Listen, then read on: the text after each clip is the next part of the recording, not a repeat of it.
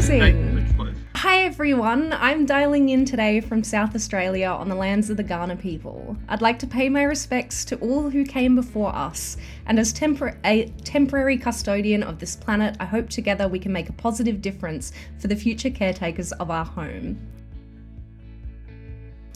I deeply believe that we are connected through time and through space, through the events and experiences that move us, through topics of mutual interest that shape us, through a shared sense of humanity.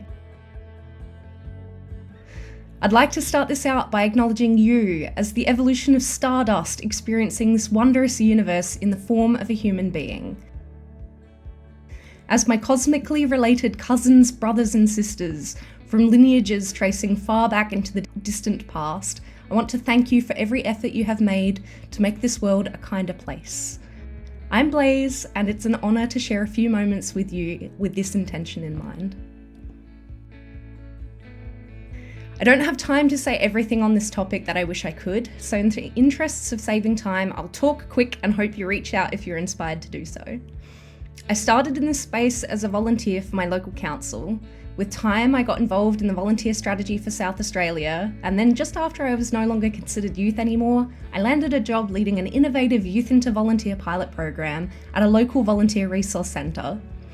I am Australia's only representative with the International Association for Volunteer Effort, helping to plan the next World Youth Volunteer Conference. As mentioned, I also hold 8 other volunteer roles and I run a small business. I'm also involved with FreddyMatch World Ready, a platform for young people to find youth-friendly volunteer opportunities. I'm very lucky. I've been asked to talk about this topic on many occasions. Speaking at both the state and national volunteer conferences have been a highlight. For context though, I often see myself as just a girl who grew up on Challenge Drive. Metaphorically and literally, it's a real street, I swear. I share this because I find it's a poetic way to paint a picture of my upbringing. I was an at-risk youth who faced immense challenges to survive, let alone to succeed, and I still struggle with low self-esteem. What I'll be talking about today incorporates learnings from all of the above. Please take photos of the slides as I will be moving through them quite quickly. Let's talk about the youth pilot first.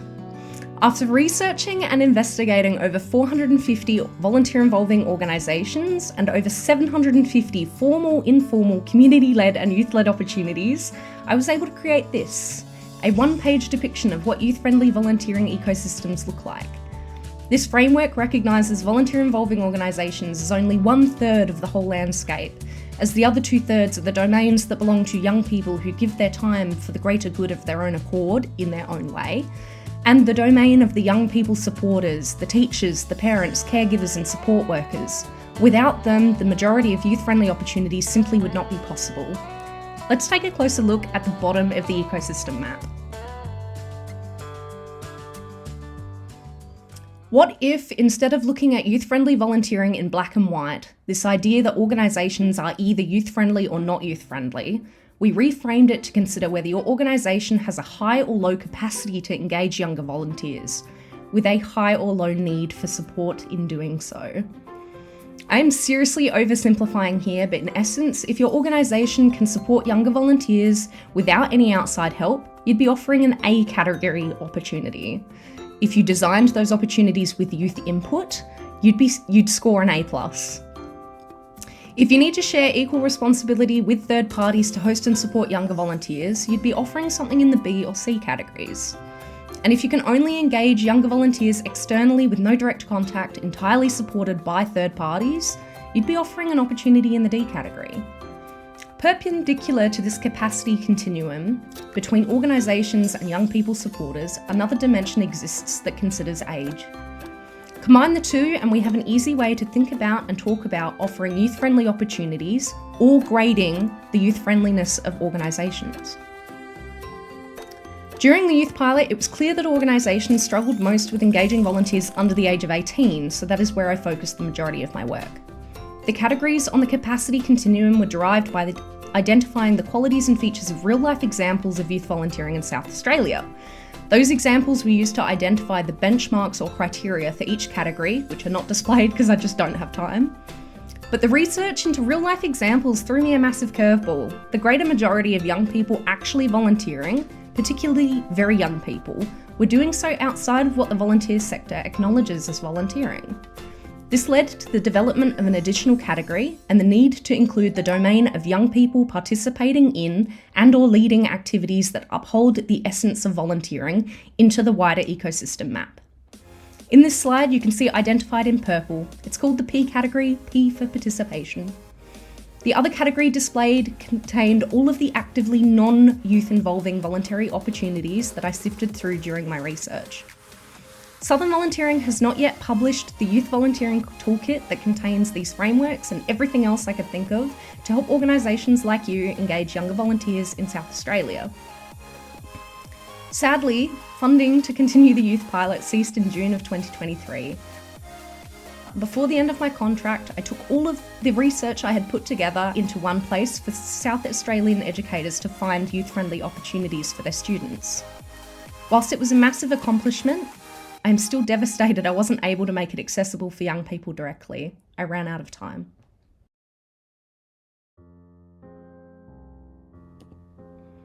The first time I applied to volunteer, I was only 13 years old. I saw an ad for an animal shelter seeking support, no minimum age specified. I remember feeling heartbroken when I received the rejection letter for being too young. The volunteer sector does young people damage by not being clear about minimum ages.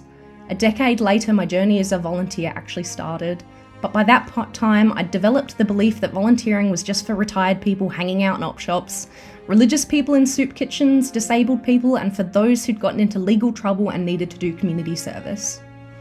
It took a man named Wilson to show me that volunteering could be for young people too. It took soft exposure over time to break those preconceived notions that I held, to see other young volunteers in action before I could see myself as one. I wondered how other young people felt about volunteering. Jumping back to the youth pilot, with the help of 5 16-year-olds, we surveyed 311 students in SA on the topic. 143 were aged 12 to 14, 148 were 15 to 17, 13 were aged 18 to 20, and 6 were 21 to 25. To my surprise, a little over a third had already volunteered, and over 70% of them felt that volunteering was in fact important. When asked in more detail why they felt volunteering was important, they told us, number 1, you get to make a difference. Number 2, you get an opportunity to improve social skills. And number 3, volunteering teaches valuable life lessons. Not helps to get work, which is what I thought the top answer would be.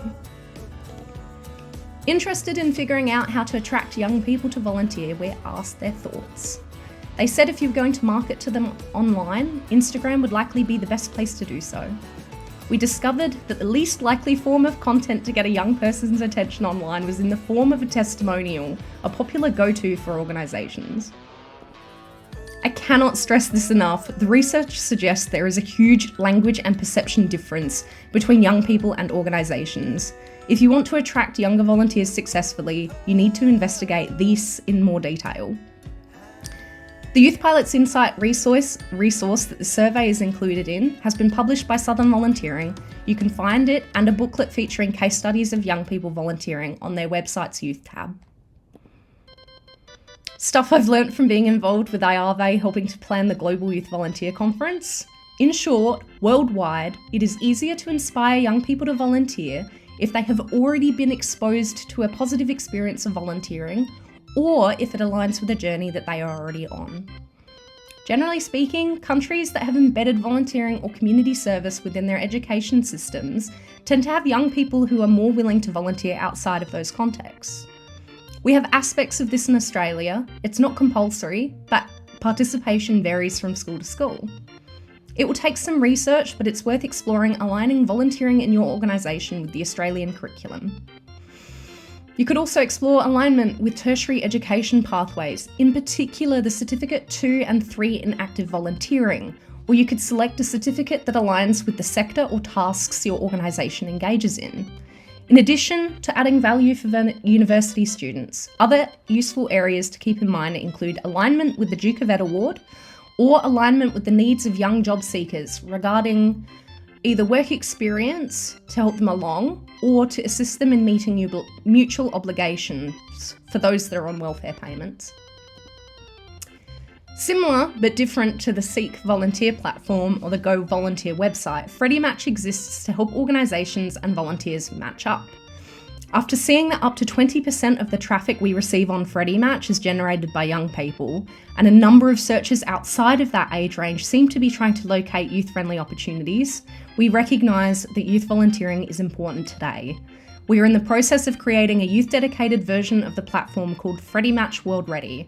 It's an exciting time to consider getting involved. With free tiers available, FreddyMatch could be another way for you to gain an audience with younger people interested in volunteering.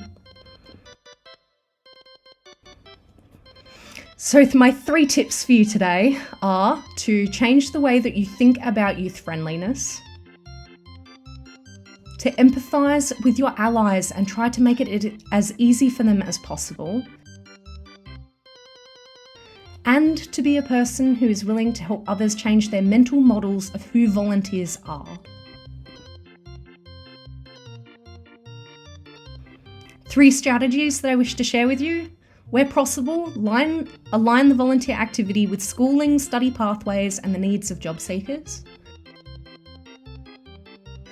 Online, specifically social media, consider changing the kind of content you post.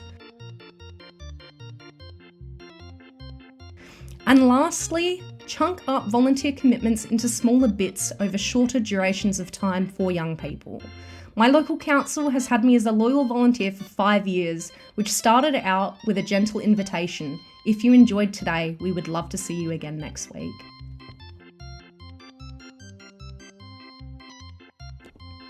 I hope you found this useful. Please save my details and connect in. Consider supporting my small business. Contact Southern Volunteering to ask about that toolkit if you think it's helpful to your organisation, and consider signing up to FreddyMatch to find volunteers or to access a free 30-minute session to pick my brain on this topic in more depth. Look, Blaze, thank you so much for being so generous with your time today. You can't see the audience, but I can tell you there was a lot of head nodding, a lot of notes being taken, and I'm sure many will be in touch with you directly. You've plainly done a great service to volunteering across Australia, and we really appreciate your time today. So thank you, Blaze. Thank you so much.